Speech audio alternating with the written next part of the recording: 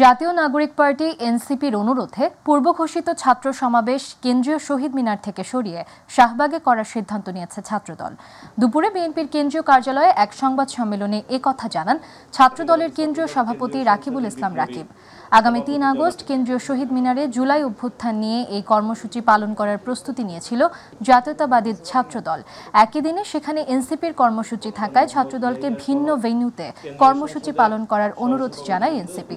সেই অনুরোধের প্রেক্ষিতে সমাবেশের স্থান পরিবর্তনের ঘোষণা দিল ছাত্রদল। ঢাকার বিভিন্ন ইউনিটের সভাপতি এবং সাধারণ সম্পাদক আজকের এই সংবাদ সম্মেলন গত বছর জুলাই শ্রদ্ধাশীল সংগঠন হিসাবে আমরা জাতীয় নাগরিক পার্টি এনসিপির অনুরোধকে বিবেচনায় নিয়ে আমাদের ছাত্র সমাবেশের স্থানটি পরিবর্তন করার সিদ্ধান্ত গ্রহণ করেছি।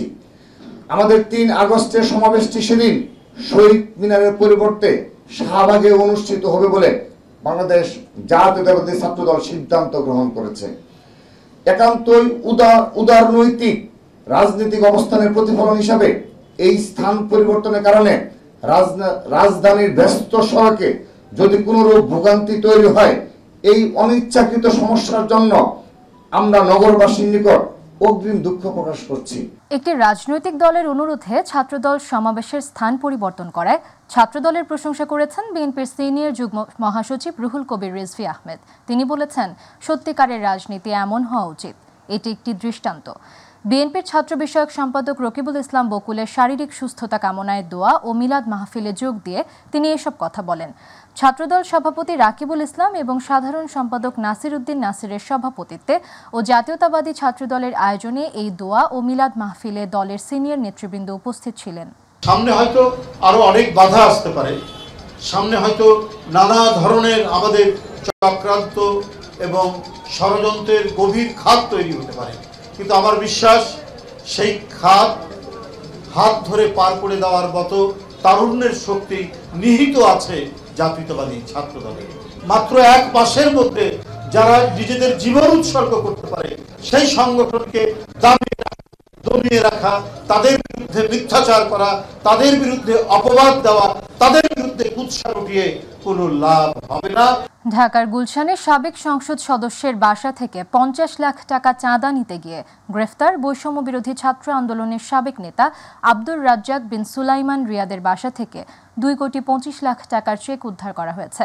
সকালে সমসাময়িক বিষয় নিয়ে ঢাকা মহানগর পুলিশের ডিএমপি সংবাদ সম্মেলনে এ তথ্য জানানো হয়।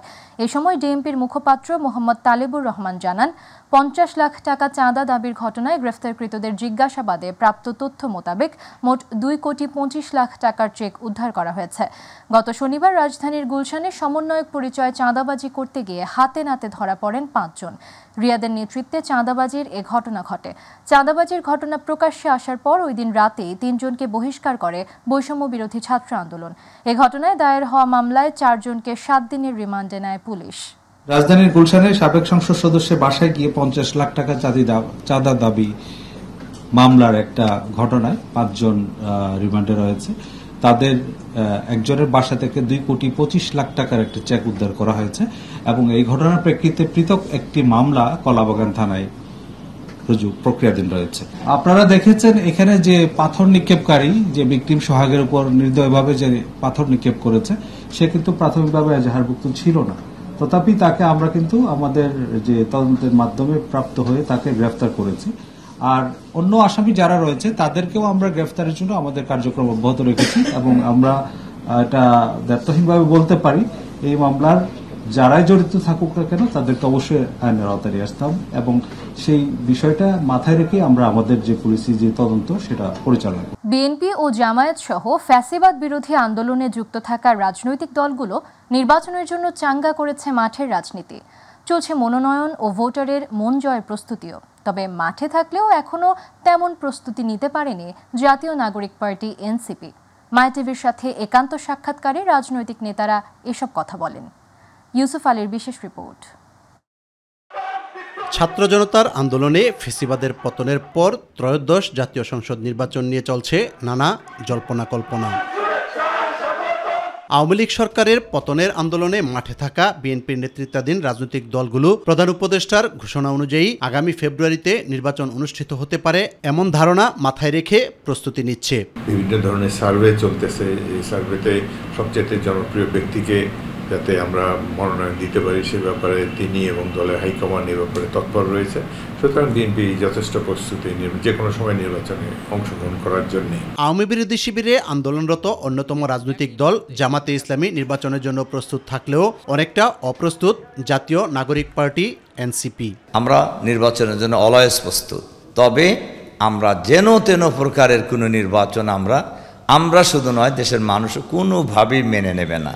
তার কারণ এর আগে ফ্যাসিবাদী সরকার যেন তেন প্রকার নির্বাচন করেই নির্বাচনের নামে ফ্যাসিবাদী শাসন কায়েম করে তারা ক্ষমতায় ছিল। এই জাতীয় কোনো নির্বাচন বাংলাদেশের মানুষ হইতেও দেবে না। প্রায় সবগুলো জেলাতেই আমাদের জুলাই পদযাত্রা সম্পূর্ণ হওয়ার পথে। আমরা এখন সাংগঠনিক কলেবর বৃদ্ধি করা, সংগঠনের বিভিন্ন জায়গায় আমাদের নেতাকর্মীদেরকে সংগঠনের সাথে আরও যুক্ত করা, এই কাজগুলোতে আমরা নিজেদেরকে ব্যপ্ত রেখেছি। একই সাথে নির্বাচন পূর্বে সরকারের যে কর্তব্যগুলোর জায়গা রয়েছে সেগুলো যাতে সরকার সঠিকভাবে পালন করে তার দিকেই আমরা প্রধানত আমাদের দৃষ্টি নিবদ্ধ রেখেছি। নির্বাচনের বিষয়গুলো নিয়ে এখনো পর্যন্ত আমরা ফরমালি এখনো পর্যন্ত কোনো ধরনের প্রস্তুতির জায়গা আমরা শুরু করিনি। ক্ষমতায় যাওয়ার স্বাদ গ্রহণ করতে না পারলেও বাম দলগুলো বলছে গণতান্ত্রিক প্রক্রিয়ায় দেশকে ফিরিয়ে আনতে যে কোনো সময় নির্বাচনের জন্য প্রস্তুত রয়েছে তারা। বামপন্থীরা আমরা অলওয়েজ নির্বাচনটাকে যাই, কারণ আমরা তো চাই সমাজের আমূল পরিবর্তন, তার জন্য একটা সমাজ বিপ্লব সংগঠিত করতে চাই। কিন্তু তার আগে আমরা আন্দোলনের মধ্যে থাকি, আন্দোলনমুখী পরিবেশের মধ্য দিয়ে আমরা নির্বাচনে অংশ নেই। আমাদের এক ধরনের রাজনৈতিক প্রস্তুতি আছে।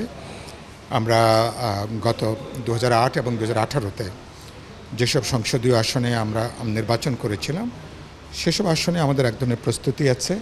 এর বাইরেও গত কবছরে পার্টি আরও বেশ কিছু অঞ্চল গড়ে উঠেছে যেখানে পার্টির রাজনৈতিক কাজ, সাংগঠনিক কাজের বিস্তৃতি ঘটেছে।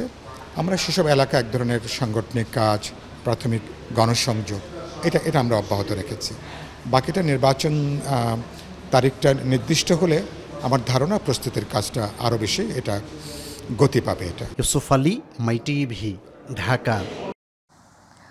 ৭১ মানবতা বিরোধী অপরাধের মামলায় মৃত্যুদণ্ডপ্রাপ্ত ব্রাহ্মণবাড়িয়ার সাবেক আওয়ামী লীগ নেতা মোবারক হোসেনকে খালাস দিয়েছেন আপিল বিভাগ। প্রধান বিচারপতি সৈয়দ রেফাত আহমেদের নেতৃত্বাধীন 5 বিচারপতির আপিল বেঞ্চ মোবারকের করা আপিল মঞ্জুর করে এ রায় দেন। মোবারক হোসেন 2012 সাল পর্যন্ত ব্রাহ্মণবাড়িয়ার আখাউড়া উপজেলার মোগরা ইউনিয়ন আওয়ামী লীগের সাংগঠনিক সম্পাদক ছিলেন। মুক্তিযুদ্ধকালে মানবতা বিরোধী অপরাধের মামলায় 2014 সালের 24 নভেম্বর তাকে মৃত্যুদণ্ড দেয় আন্তর্জাতিক অপরাধ ট্রাইব্যুনাল। সে সময় তার বিরুদ্ধে আনা 5টি অভিযোগের মধ্যে 2টি প্রমাণিত হয়। এর একটিতে মৃত্যুদণ্ড ও অপরটিতে যাবজ্জীবন কারাদণ্ডাদেশ দেয় ট্রাইব্যুনাল। বাকি 3টি অভিযোগ থেকে তাকে খালাস দেওয়া হয়। ৭১ মোবারক ব্রাহ্মণবাড়িয়ার রাজাকার বাহিনীর অন্যতম সদস্য ছিলেন বলে উল্লেখ হয় তার মৃত্যুদণ্ডের রায়ে। পরে মৃত্যুদণ্ড থেকে খালাস চেয়ে মোবারক হোসেন আপিল করেন।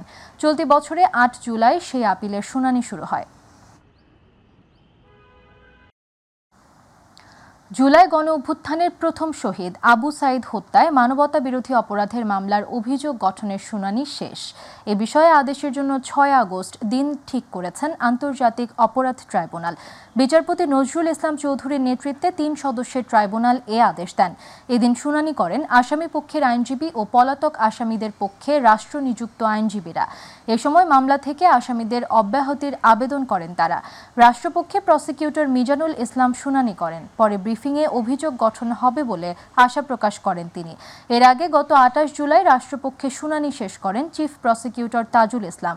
এ মামলায় 30 আসামির মধ্যে এখনও পলাতক 24 জন।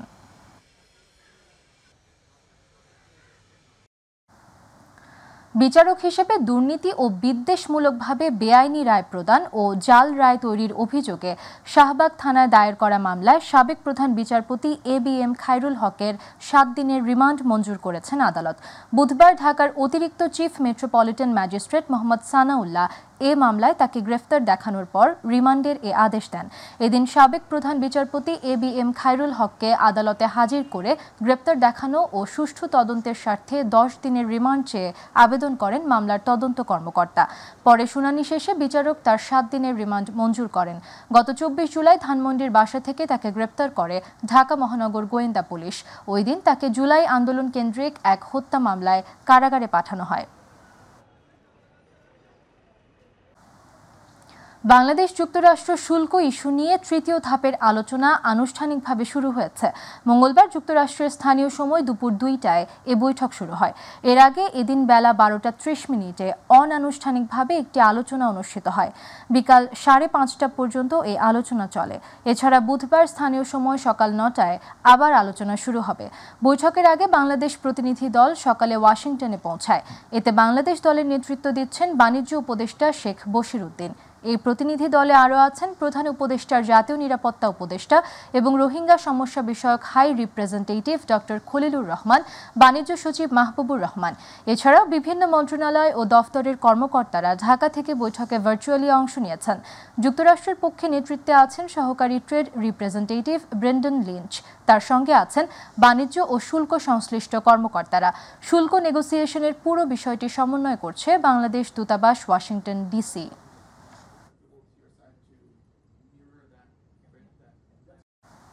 এবার রক্তাক্ত জুলাই গণ অভ্যুত্থান।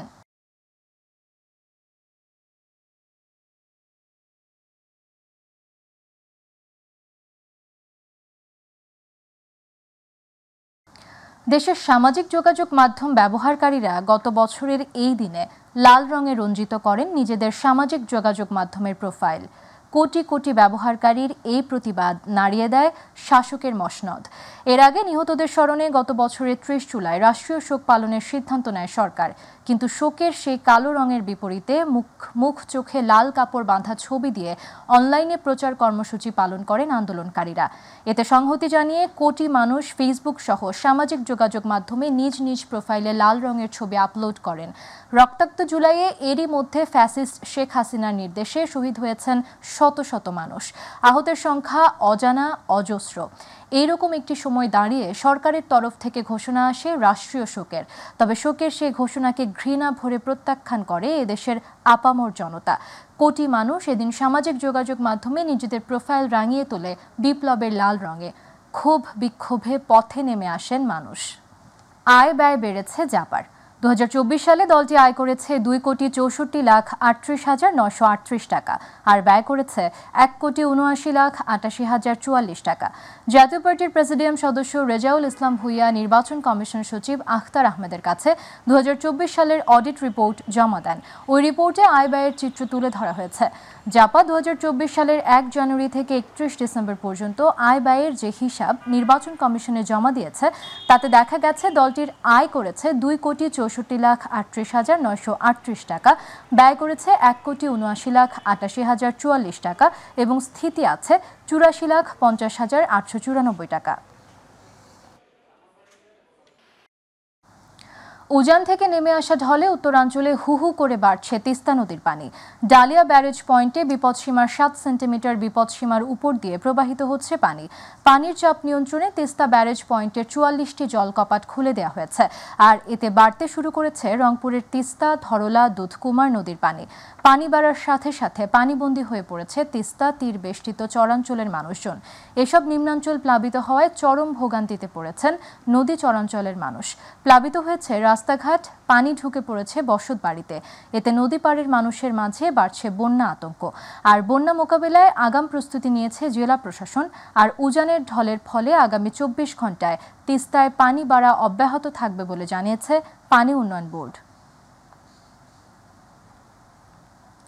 কক্সবাজারে অবৈধ ট্রলিং বোট সহ 9 জেলেকে আটক করেছে কোস্টগার্ড। কোস্টগার্ড সদর দপ্তর মিডিয়া কর্মকর্তা লেফটেন্যান্ট কমান্ডার সিয়ামুল হক জানান, গোপন সংবাদের ভিত্তিতে কক্সবাজার ফিশারি ঘাট এলাকায় বিশেষ অভিযান চালিয়ে ট্রলিং বোট সহ 9 জনকে আটক করে কোস্টগার্ড সদস্যরা। পরে মৎস্য অধিদপ্তরের উপস্থিতিতে বোট থেকে ট্রলিং সরঞ্জাম অপসারণ এবং 2টি জাল বিনষ্ট করা হয়। বোট মালিক পক্ষের কাছ থেকে 2 লক্ষ টাকা জরিমানা আদায়ের পর বোট ও জেলেদের ছেড়ে দেওয়া হয়। তিনি আরও জানান, দেশের সামুদ্রিক মৎস্য সম্পদ রক্ষায় এ ধরনের অভিযান চলমান থাকবে।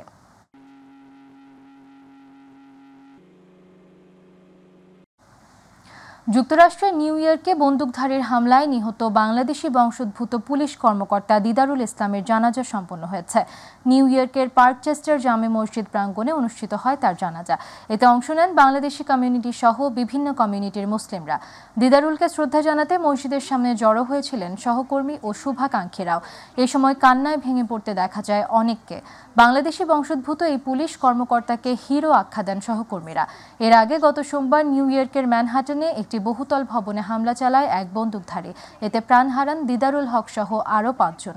নিহত দিদারুল ইসলামের বাড়ি মৌলভীবাজার জেলার কুলাউড়া উপজেলায়। তার 2টি ছেলে সন্তান রয়েছে এবং তার স্ত্রী বর্তমানে অন্তঃসত্ত্বা।